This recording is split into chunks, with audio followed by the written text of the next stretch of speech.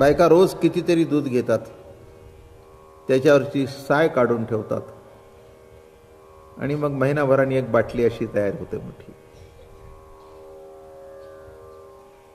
म्हणजे कितीतरी दूध घ्यावं आणि त्याच्यातून एक चमचा निघावं. तसं अनेक जन्माची पुण्याई लागते आपलं अंतःकरण सौंदर्यशाली होण्याकरता आणि त्या प्रभूचा निलोत्पल गाभ्याचं दर्शन होण्याकरता. सर्व पुण्याई, सर्व दूध इतक्या दिवसाचं जसं एका तुपाच्या चमच्यात आलं, तसं आपली सर्व पुण्याई सुद्धा एकत्र यावी लागते उत्कृष्ट परमार्थ घडण्याकरता. गवळणी ते सर्व भाग्य एकवटून घेऊन आल्या होत्या.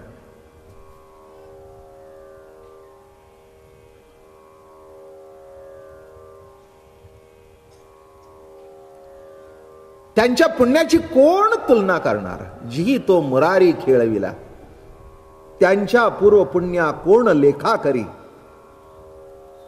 जगद्गुरु तुकाराम महाराज म्हणाले, त्यांच्या पूर्व पुण्या कोण लेखा करी. जी तो मुरारी खेळविला, खेळविला जी अंतर्बाह्यातकारी. आणि असा तो सगुण साकार परमात्मा आता दिसणार नाही म्हटल्यानंतर मनामध्ये कुठेतरी ओढ निर्माण झाली. समोर दिसत होता तरी दिसणार नाही, हा जो भविष्यातला विरह होता. काल सांगितलं आपल्याला, भूतकाळातला विरह, वर्तमानातला विरह आणि भविष्यातला विरह. कसावीस झाल्या.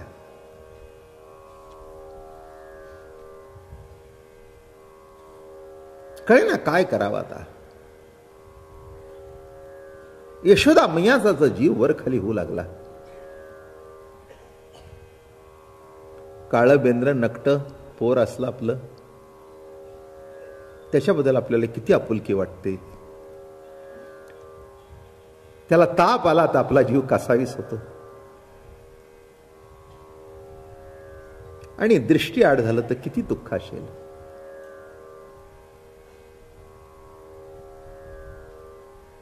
आणि आता तो भविष्य विरह डोळ्यासमोर दिसू लागला.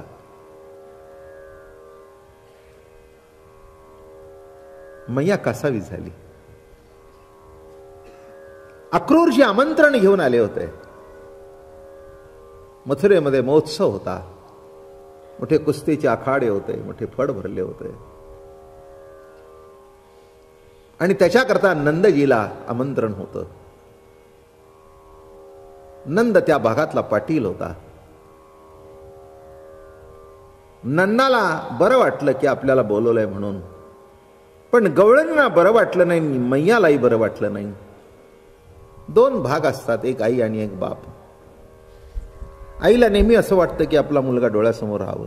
बापाला वाटतं डोळ्यासमोर राहून काय करायचंय, कधीतरी धंदा व्यापार करावा, लांब गेला तरी हरकत नाही. याच्यातली कोणची प्रवृत्ती बरोबर आणि कोणची चुकीची असा अर्थ करायचा नसतो. हे दोन प्रवृत्ती मिळून जीवन आहे. याच्यातली बाप बरोबर काही बरोबर हे म्हणायचंच नाही. बाप आणि आई मिळून जन्म ना, काही एकट्या बापातून जन्म आणि एकट्या आईतून जन्म. बाप आणि आई मिळून त्या बाळाचा जन्म आहे. तेव्हा ह्या दोन प्रवृत्ती असणारच आणि ते असायलाच पाहिजेत. आईला वाटतं आपल्या मूल सतत पदराखालीच राहावं, अगदी 50शीत आला तरी बरं का, काही चुकलं नाही. बापाला असं वाटतं हिने लाडवून ठेवलाय, हेही चुकलं नाही. हेही चुकलं नाही आणि हेही चुकलं नाही. बाप तत्वाचा जर विचार केला तर हेच बरोबर आहे, आई तत्वाचा विचार केला तर हेच बरोबर आहे, नाही का. ज्याच्या डोळ्याच्या धारा दिसतात, जिच्या डोळ्याच्या धारा दिसतात ती आई, आणि ज्याच्या डोळ्याच्या धारा दिसत नाहीत तो बाप.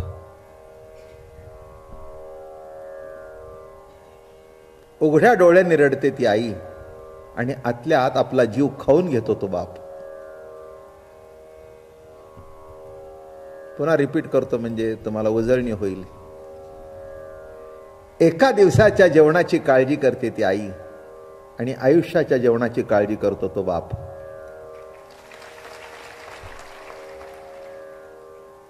काय म्हटलं मी? विचारा इथल्या बायकांना सगळ्यांना.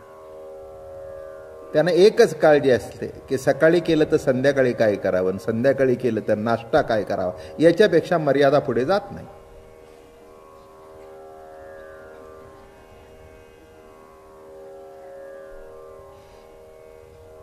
जाते का? सकाळी नाश्त्याला गेलं की बाबा जेवायला काय करू तुला? मग नवरा म्हणला आमकं करा, राहू द्या ना तुमचं, तो म्हणतोय तर करू दे, झालं पिटलं. काय अवघड असतं सगळं. सकाळी तो नीट जेवला नाही, मग संध्याकाळची काळजी, पुन्हा दुसऱ्या नाश्त्याची काळजी. म्हणून एका दिवसाच्या जेवणाची काळजी करते ती आई. आणि हा म्हणतो माझा बाबा असं असावं, एवढं करून ठेवीन की काही नाही, घरात बसला तरी व्याजावर जेवावा. इति बाप.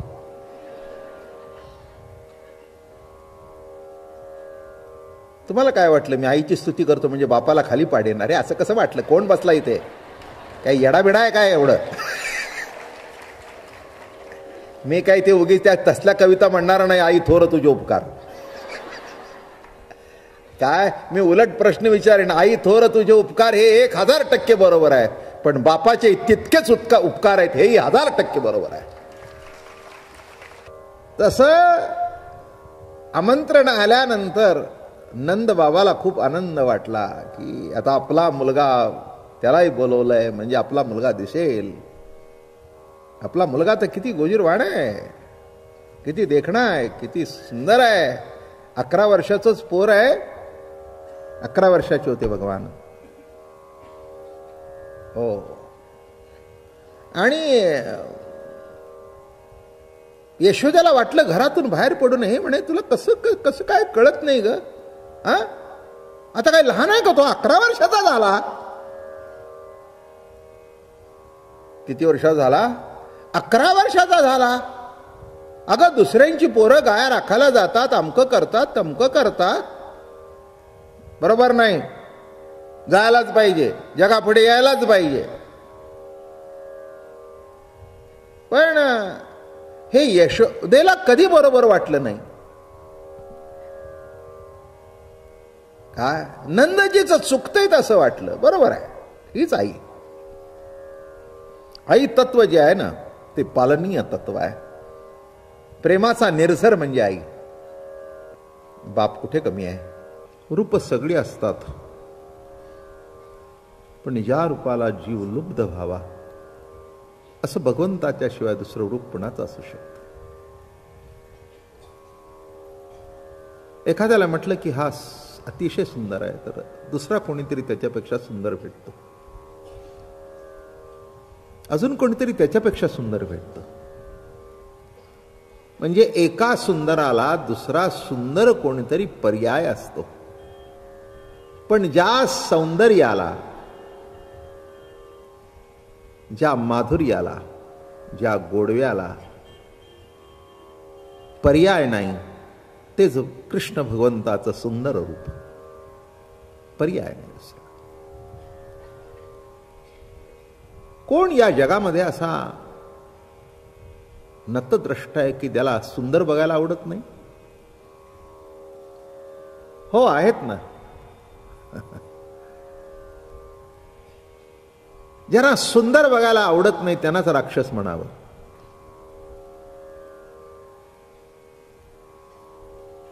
म्हणून त्या सुंदराचा नायनाट करणं भगवंताचं स्वरूपच आहे ना. सत्यम शिवम सुंदरम. जे सत्य आहे त्या सत्याच्या ठिकाणी शिवत्व आहे, आणि जे शिवत्व आहे तेच सौंदर्यशाली आहे, अत्यंत सुंदर असं आहे, अत्यंत देखणं असं आहे. म्हणून प्रत्येकाला असं वाटतं की सुंदर दिसावं. प्रत्येक गोष्टीमध्ये आपण तेच करत असतो नाही का. पण काही काही नाही, ते सुंदर असलेलं सुद्धा तोडफोड करावीशी वाटते, अशी विचित्र माणसं आहे. सध्या ती प्रवृत्ती जास्ती जागृत होते. एखाद्या वस्तूची नासधूस करणं,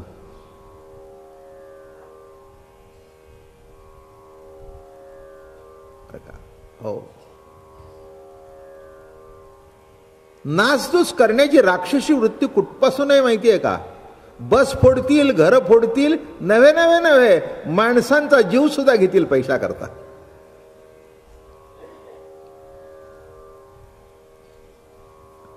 ही राक्षसी वृत्ती आहे. एखाद्या मुलीवर प्रेम बसलं आणि ती आपल्याला मानत नाही. अरे कोण लागून गेला जागीरदार तुला मानावं म्हणून. तिच्या तोंडावर ऍसिड ओक झालं का सौंदर्याचं. राक्षस हे आहेत सध्या. हे जे सध्या तुम्ही, आणि एक वाईट गोष्ट झाली आहे, टीव्हीमुळे राक्षसांचं दर्शन जास्ती घडतंय, चांगल्यांचं घडत नाही.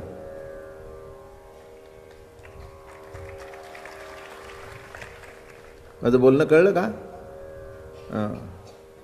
चांगल्यांचं दर्शन टीव्ही घडतच नाही. बटन दाबलं की कोणाचं तरी पेटवलेलं आहे, कोणातरी जाळलेलं आहे. हेच या समाजातले राक्षस. म्हणून असं म्हणू नका की सुंदर चेहरा बघायला आवडतो. असं म्हणू नका की एखाद्याचा संसार चांगला चाललाय तो आपल्याला बघायला आवडतो. नाही, त्याचा संसार तुटलेला बघायला आवडतो. काय वृत्ती आहे. हीच राक्षसी वृत्ती. राक्षसी वृत्ती म्हणजे काय नाही का. कृष्ण कथा ऐकायची एवढ्या करता, प्रभूचं स्मरण एवढ्या करता करायचं, रामाचं स्मरण एवढ्या करता करायचं, पंढरीची वारी एवढ्या करता करायची. ज्यांना काय वाटायचं ते वाटू दे, ज्यांना काय करायचं ते करू दे, ज्यांना आपल्याबद्दल काय चिंतन करायचं ते चिंतन करू दे. आपण त्याचं चांगलंच चिंतन करावं.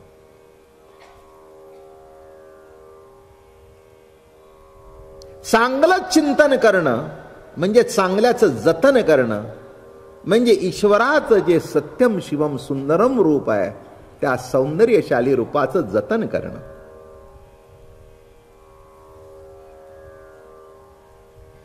आणि म्हणून कृष्ण हा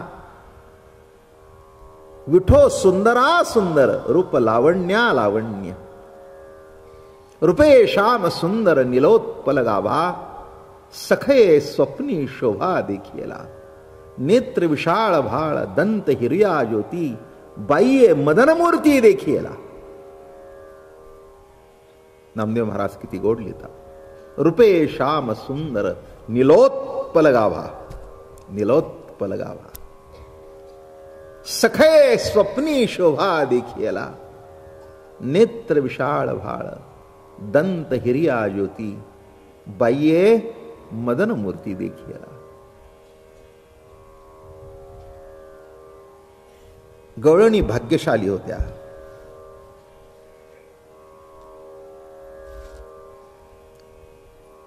पूर्वजन्माचं सुकृत सगळं एकत्र आलं होतं. तिथे एकवटून आलं होतं. तुपाच्या एका चमच्यामध्ये केवढं तरी एक पेलाभर दूध एकवटलेलं असतं नाही का.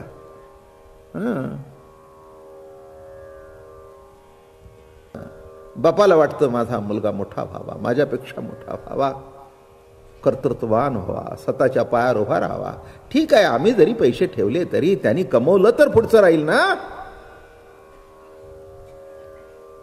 आईला वाटतं जाऊ दे, आहे तसा खाईल, सुखी राहावा, आनंदात राहावा. काय सगळ्यांनी शिकून दिवे लावले. हे आर्ग्युमेंट चुकीचं का बरोबर मला करायचं नाही. हे आई अशीच असते, कळलं. चुकीचं का बरोबर करू नका. आला का लक्षात. भलते असेल ते निकस इथे लावू नका बरं का. आईचं प्रेम हे मातृप्रेम हे असंच असतं आणि असंच असायला पाहिजे. ते जर प्रेमाने जागा सोडली तर ती मास्तरीण झाली, आई नाही. शाळेतली मास्तरीण शाळा उतरली की शाळेच्या बाहेर पडते, घरी आल्यानंतर ती आई असते, ती निराळी. शाळेत ज्या चुका काढते ती चुका ती घरी सुधारत बसते आपल्या मुलाच्या. शाळेतल्या मुलांना सांगते अजिबात कॉपी करायचं नाही. मुलगा म्हणतो आई उद्या पेपर आहे माझा. असं वय, बरं बरं मला माहिती आहेत प्रश्न, मी तुला काढून देतो, तेवढे पाठ करून जा. कोणी मास्तरणी असतील तरी नाही म्हणू नका.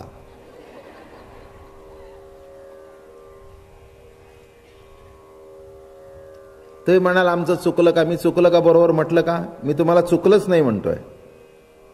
तिथे मास्तरीण म्हणून आहे ती बरोबर आहे, इथे आई म्हणून आहे ती बरोबर आहे. आई म्हणून तिला असं वाटतं नापास विपास झाला मग हे मारतील, सगळं आजूबाजूची पास व्हायचे ना आपलंच तेवढं नापास व्हायचं, जाऊ द्या. आणि काय एखादा बघून केले तर काय बिघडलं? माझं बोलणं कळलं का? बापाला हेच तुमचं चुकतंय, मुलांना बिघडवायला कारण तू आहेस, तुझ्यामुळे पोरं बिघडतात. जाऊ द्या ओ, सगळेच काही कलेक्टर व्हायचेत का?